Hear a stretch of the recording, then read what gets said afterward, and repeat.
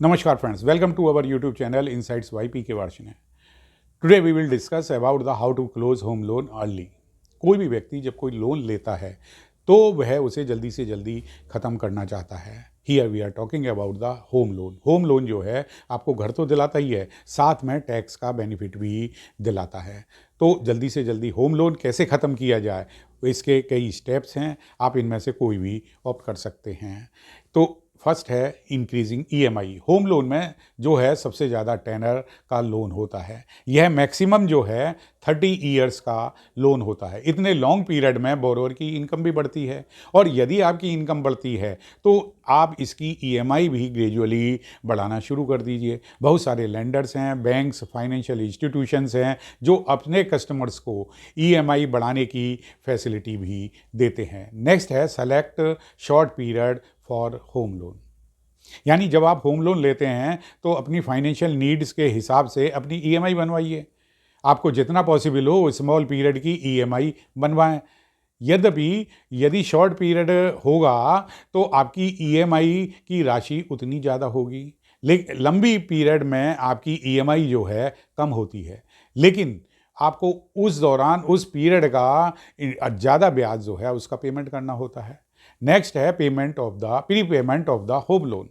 जब आपकी economy needs को पूरा करने के बाद आपके पास एक्स्ट्रा मनी बच रही है, यदि आपको बोनस मिला है, सैलरी का एरियर मिला है, या कहीं से बड़ी पेमेंट मिली है जो हाल फिलहाल आपके यूज़ में आने वाली नहीं है, तो आप होम लोन का प्री पेमेंट भी कर सकते हैं. इससे क्या होगा कि आपको इंटरेस्ट की तो बचत होगी. As per RBI there is no penalty for prepayment और foreclosure of the home loan.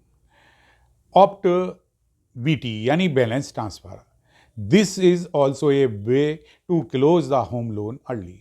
यदि आपका दूसरा बैंक या फाइनेंशियल इंस्टीट्यूशन है आपके एग्जिस्टिंग होम लोन की तुलना में आपको कम ब्याज दर ऑफर कर रहा है, तो आप अपने होम लोन का बैलेंस जो है दूसरे बैंक में ट्रांसफ़र करा सकते हैं, यानी बीटी भी करा सकते हैं. यदि आपने एग्जिस्टिंग बैंक से टॉपअप लोन के लिए रिक्वेस्ट की है और उसने आपको मना कर दिया कि भाई हम नहीं देंगे आपको टॉपअप लोन, तो आप दूसरे बैंक या फाइनेंशियल इंस्टीट्यूशन में भी बीटी करा सकते हैं.